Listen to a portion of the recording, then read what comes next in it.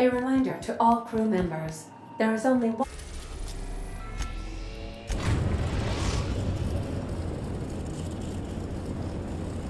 We have successfully arrived at Phineas's orbital lab, Captain, and we are still in one piece. Shall I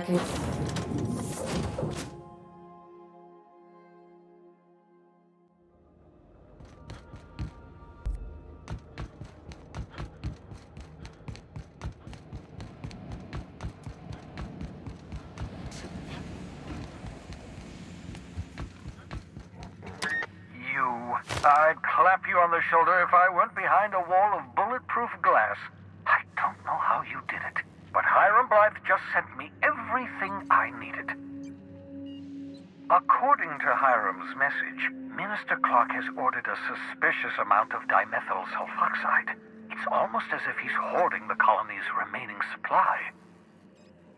Typical elitist, hoarding supplies during a time of scarcity.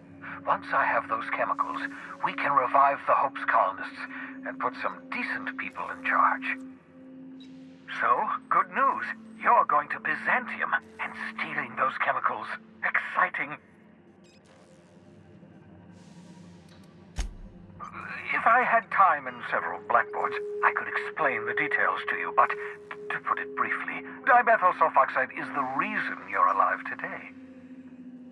The chemical is absolutely essential to reviving the Hope's colonists. I need you to steal as much as you possibly can. The more, the better. If you don't bring me enough chemicals, I might not be able to save the Hope's colonists, and then nothing will stop the board from destroying this colony. Aloysius Clark, Minister of Earth. Virtually every colony requires the presence of a Minister of Earth. Clark is complicit in every one of the board's crimes. Whenever the board issues some new decree, you'll find Clark's signature on the dotted line. Ah, yes, the details. I'm not about to ask you to rampage through Byzantium trading bullets with the board's agents. We'll have to resort to subterfuge. Carmen Imagawa. She's my contact in Byzantium. Meet her at the docks. She'll have all the necessary intelligence you require. I'm giving you my old nav key to Byzantium. You'll need it to land in the Golden City. Remember, you're looking for dimethyl sulfoxide. Big green bubbling vessel with a warning label. I'll take as much as you can find. You can trust her if that's what you're asking. Imagawa is the finest special agent in Byzantium that money can buy. My money, anyway. Of course, of course. What's on your mind?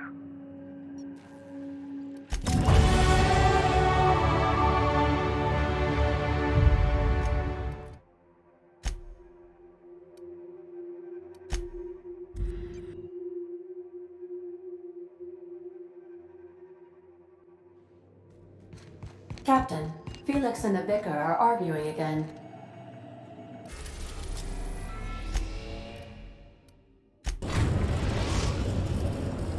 We are now in orbit above Byzantium, Captain. So, Harlow was rottener than week-old Borst. Big surprise.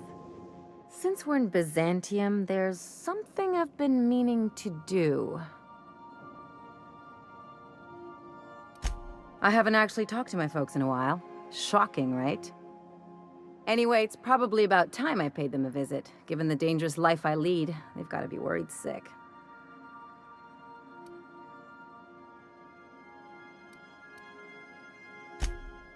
Whoa, let's calm down. I'm not asking for a favor or anything.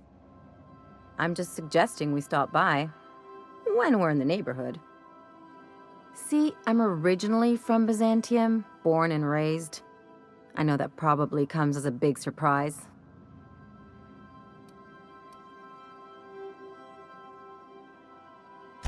Yeah, exactly.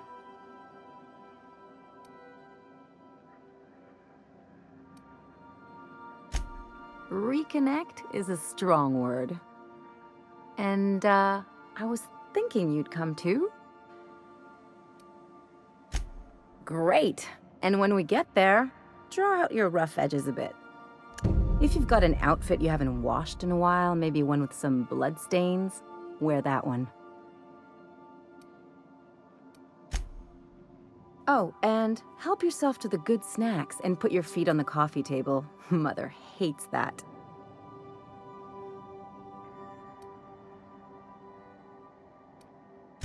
That's the idea. Anything else?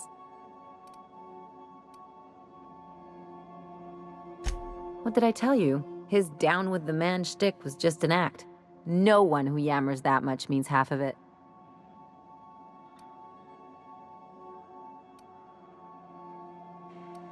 Take a page out of my rule book. Don't trust anyone. Then it's easy. Don't get all mushy on me now. Come on, what did we just learn? People look out for their own interests. It's a fundamental law of nature, same as gravity and conservation of motion.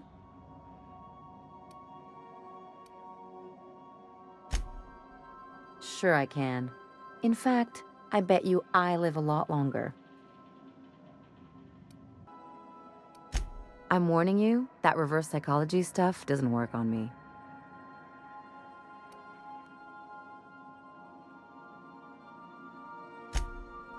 Sure do. And unlike you, Captain, the rest of us don't get a big fancy room with wall-to-wall windows. But let's forget about that, please. Anyway, you really want to tell me you're helping the scientist because you think he'll save the colony?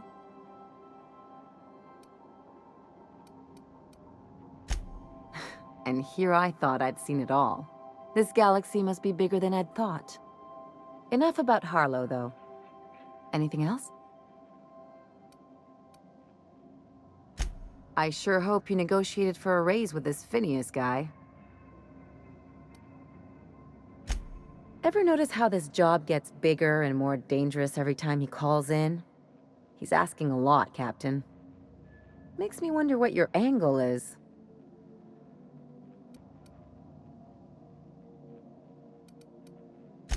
That's one way of looking at it. Another is that he pulled you out of hibernation without your say-so and got you to do his dirty work. Besides, none of this is your mess, so why go dirtying your hands with it? Hate to say it, but the right thing rarely pays well.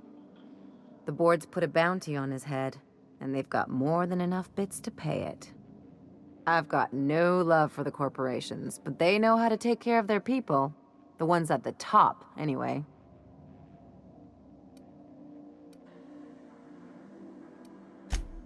Don't think of it as being a lackey. Think of it as doing a job and getting paid really, really well. I know you want to save the day, but don't forget to look after yourself. No one else out here's going to. Hey, don't get any ideas. I'm just making sure you last long enough to pay me at the end of this. Anything else?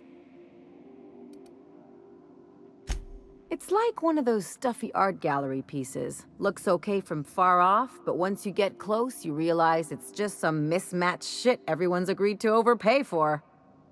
Even the bribes are overpriced. Don't trust anyone, don't touch anything, and whatever you do, don't show your teeth when you smile. People are extremely competitive about cosmetic dentistry. It can get ugly. The real question is, why didn't I leave sooner?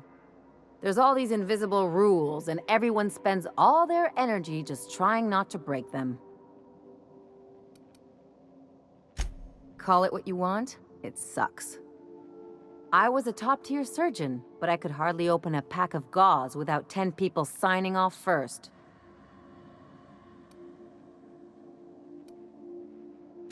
Now you see why I left.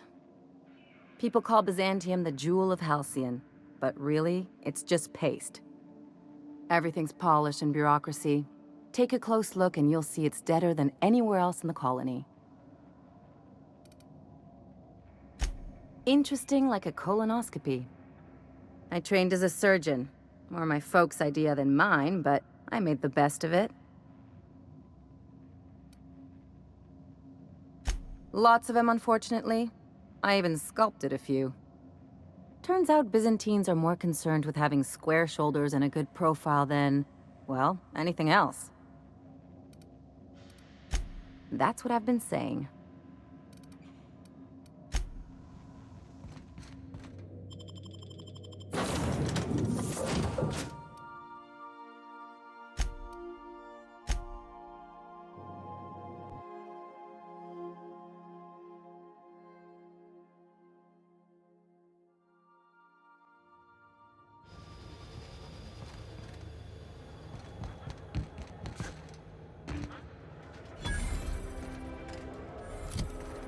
Do you mind? I'm meeting someone.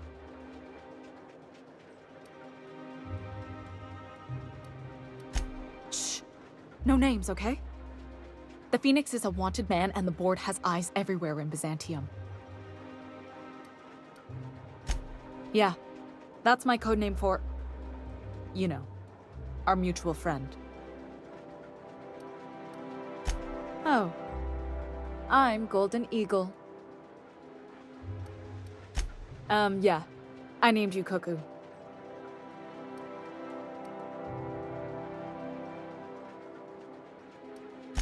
That doesn't even make... Fine. Fine. Does this mean I'm supposed to have one too? Fine, but make it a really good one. Let's go with... Rufus Hummingbird. Forget it. Codenames are for amateurs anyway. Too late. I've already marked it off. Can't just go reassigning codenames. Oh, can I be chicken? Because chickens will adopt any critter's baby and keep them warm. You sure you don't want to be Raven or Sparrowhawk? Aw. Okay. Chicken it is. Anyway, you're looking to make contact with Minister... Magpie, right?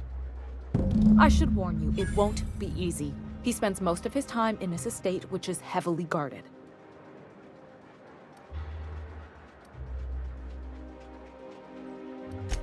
I've always been fascinated by birds. If you ever research Earth species, there are thousands of them, so colorful and distinct. Here we got 11 flavors of terror rays and not much else. That kind of variety? I mean, gosh, seems almost impossible. The other thing about birds, though, is their environmental indicators. Exactly.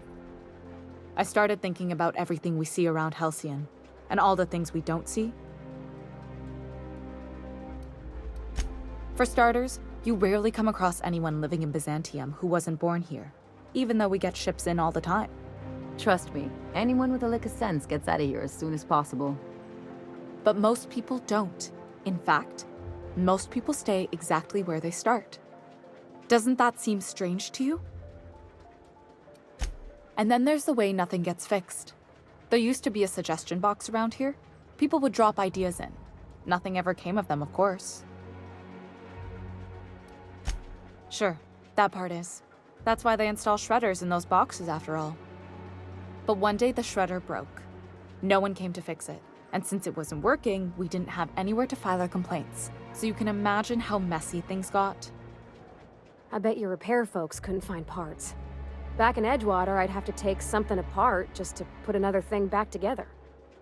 Might have been the paperwork. Here, you have to append forms to your forms, and law help you if there's a single dash out of place. At first, management put up an out-of-order sign, but that just seemed to worry people, like they were advertising something wasn't working. They eventually took the whole suggestion box sign down so that people didn't have any expectations about it. But they never fixed it, never replaced it. Doesn't that seem odd to you? Except that's not how they go. At least that's not how they're supposed to go in Byzantium. The whole episode made me wonder, if they can't fix something as simple as a suggestion box, what else aren't they fixing? After a while, I got connected with our mutual friend and started using my position here to feed him information when I could. That's it, really. Whoa, I'm not one of your B&E specialists. I just provide intelligence. Some of the guards hang around Billingsley's House of Inebriation between shifts. That place is still open? I used to study there during medical school. Maybe you could do some reconnaissance there. You know, swipe a key while nobody's looking. Just remember, you didn't hear it from me. Afraid not. He almost never leaves his home, and his guards never leave him. Can't say I blame him. It's scary out of doors. I mean, can you even count how many times we've been shot at? What work specialists, huh? Our mutual friend is really branching out. Good hunting, Golden Eagle.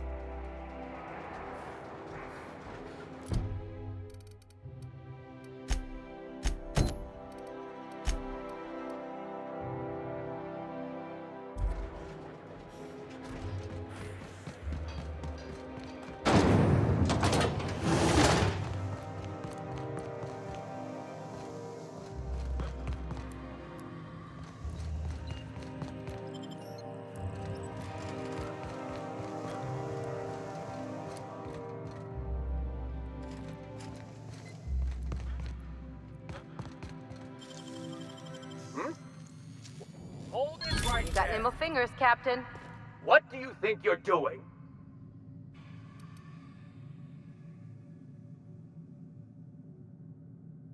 I don't want any trouble out of you.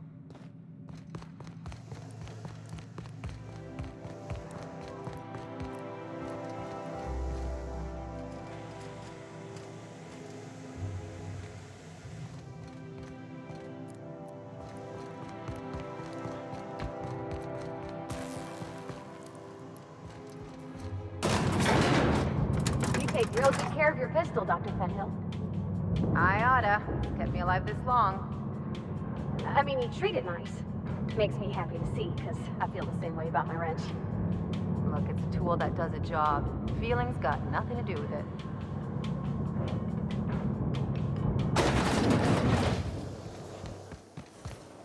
Why can't something exciting happen around here for once? Nothing wrong with stability. It means everything's running like clockwork. Don't you ever want to? Hey, you! Anti-clowns, antibiotics. The million Take bit comfort smile? in knowing that anything. How'd you like to make it worth 10 million? Kid, you got presence. Natural magnetism, know what I mean?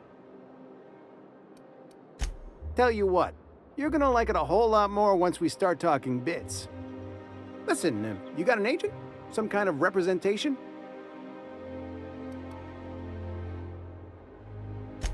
Fresh, natural talent. I know it when I see it.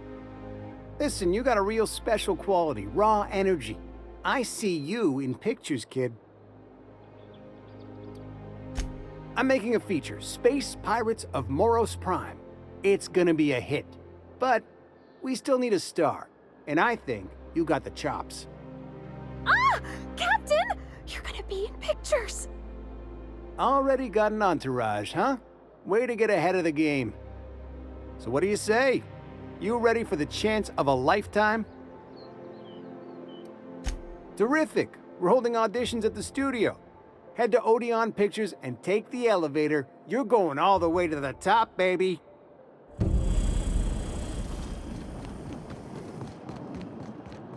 that supposed to be a model of the system? Not super accurate. I once treated a lady who got her hand caught in the gears. Idiot was more worried about her rings than her fingers. You, with the hips. Over here. Let me take a closer look at you. Don't speak. Hold that posture for a moment while I admire you. You have a natural contrapposto, my dear.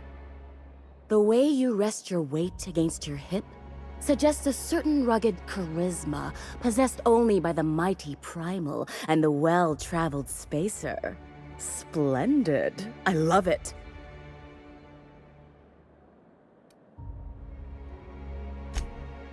Your walk, your posture, the cut of your clothes, you carry yourself with the bearing of a noble, but you dress like a barbarian.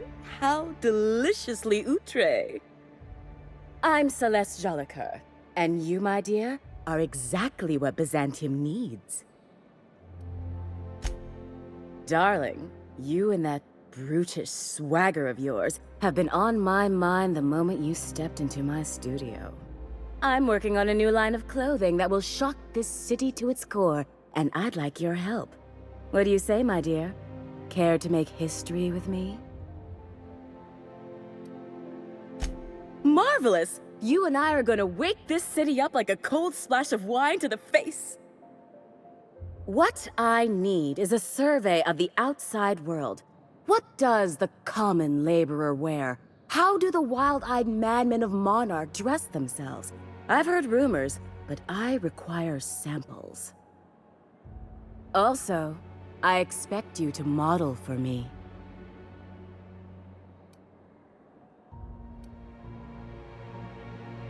Oh, you cad! You'll be the talk of Byzantium once I'm done with you.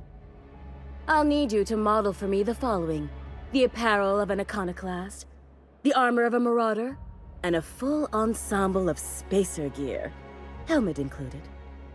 And when I say spacer gear, I mean an outfit worn by real spacers, none of that garbage spacer's choice pedals. You have the bearing and demeanor of a born model. You're going to absolutely murder this job.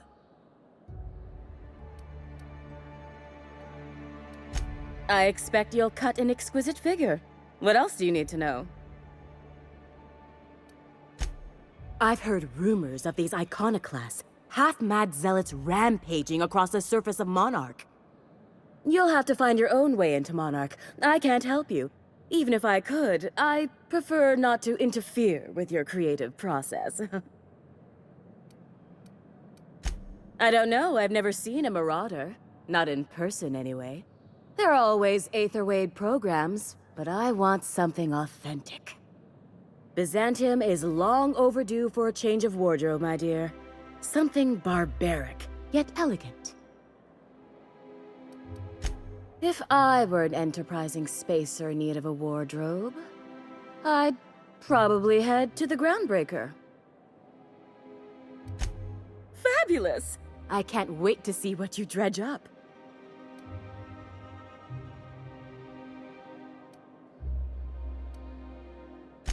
You don't gotta be so forward about my reasons, Captain. Let me get a good look at you. Turn around, please, darling. My word. Such muscular shoulders. You're a vision, dear. I am no such thing, ma'am. Nonsense, you're absolutely lovely. Chin up now. I have just the thing for you. Let me do a back-of-the-envelope calculation. Materials, labor, licensing and copyright. There.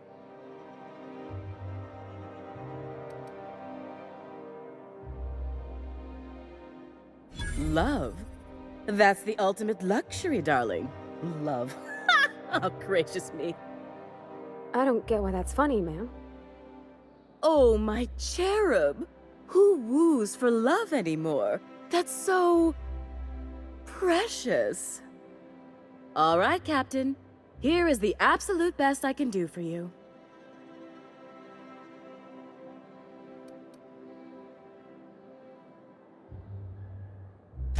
Darling, do I look like an amateur? I read her measurements by eye. And don't you ask, because they're no one's business but her own. There are some things I simply cannot skimp on, darling. Such a lovely young lady deserves the best. Now stand back. Back! I'll enter the settings and get these machines spinning.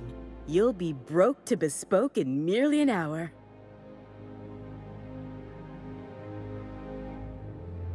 And there we are, my darling girl. I wish you a splendiferous evening. And if you don't mind my asking, have you any interest in modeling? What? Oh, no, ma'am. All them eyes staring at me? I couldn't. No way, no how. I get scared just thinking on it. I wish you weren't so shy, my Violet. You truly are beautiful. I hope your date sees that as clearly as I.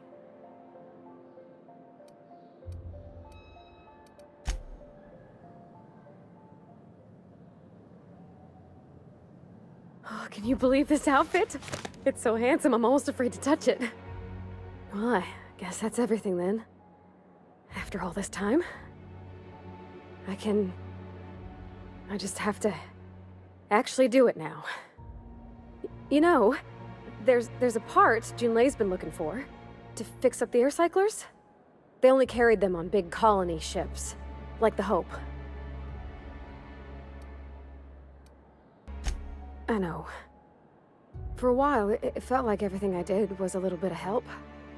And it meant I didn't have to ask her to be mine. Not yet.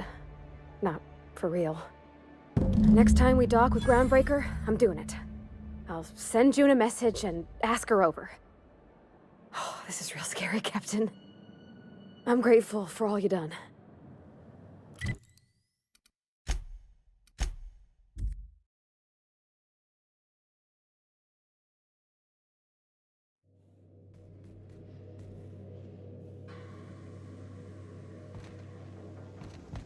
Didn't I request no more fertilizer shipments be brought on board? Who keeps ordering these? I swear, next time we put into Groundbreaker, I'm gonna do it. I'm gonna ask her over. Oh, I'm so nervous. Having trouble focusing on my work.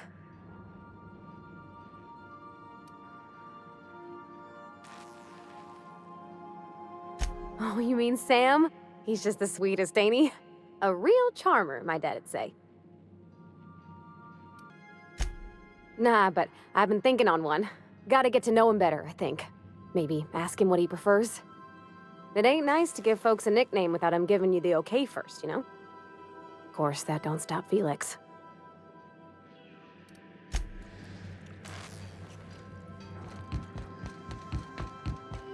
I understand we have decided to continue.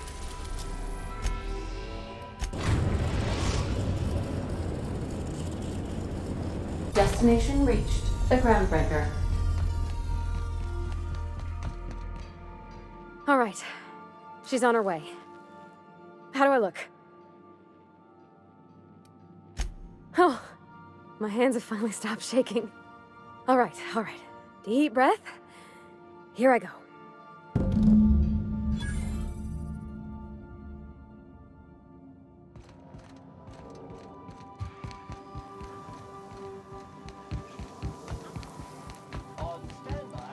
Anyhow, so I told him, Dad, I'm a big girl now. I ain't need your help. I can do it on my lonesome. What did he say to that? Have at it then. And he handed me his favorite wrench, the one he used for the canner. He was probably half as tall as I was. He didn't scold you for talking back to him? Nah, he was never like that. I always thought it was funny when I get indignant about something. Then he'd watch me do whatever it was, make sure I didn't get hurt, but he'd never interfere. I learned a lot that way. I wish I could have met him. Anyone who helped shape you must have been a special person.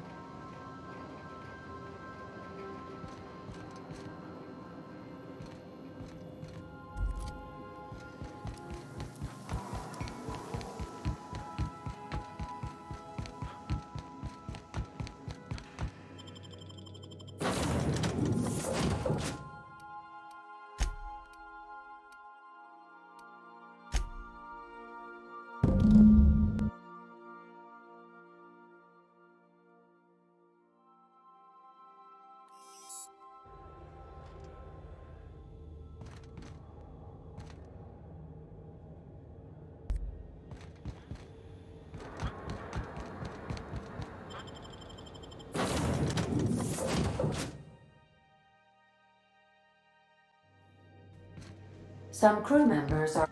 You're adjusting before you pull. You're anticipating it. Of course I'm anticipating it. What if I shoot a friend on accident? That's on account of your stance. You want to lean into it. Embrace it. Work with it. You're in control here, Parvati, not the gun. Don't let a hunk of metal jerk you around. You've been around powerful machinery all your life. You're always in control, right? I guess that's kind of like when the filler's shooting 600 cans of near molten sal tuna down the conveyor while I'm trying to tune a belt. Here, stand like me. Just so. Hips square. Lean forward a little. It's just equipment, and you're just an engineer using it. Ah! Okay. We'll try again later. You'll get it. I promise. Okay, Captain, she's gone. I'm near about vibrating. I'm so excited.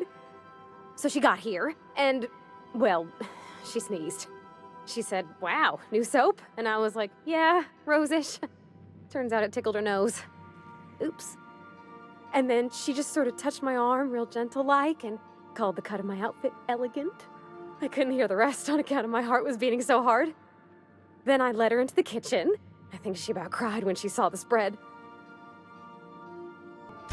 She stood stock still and just said, "Oh, real soft." Oh, and let me tell you, I was sweating. And then she blinked and said, "Is that dustback casserole?" I told her how we got Mr. Raymond to bake it for us, so it was double authentic. Made by a real live monarch person.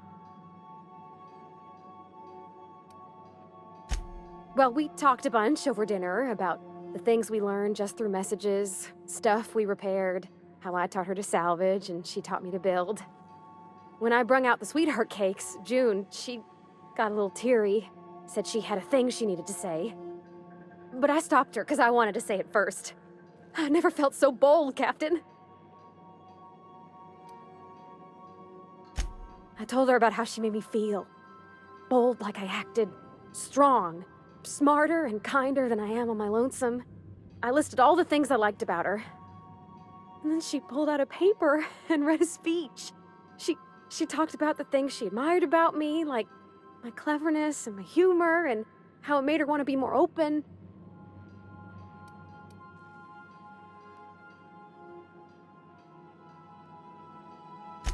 Anyhow, when she wrapped up, I asked her to be my girlfriend. And Captain, she said yes! And then she sneezed again, on account of the flowery soap.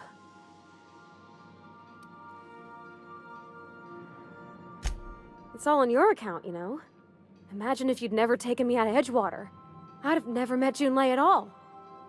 I don't know nothing about the Vicar's capital P plan, but you've sure changed my life.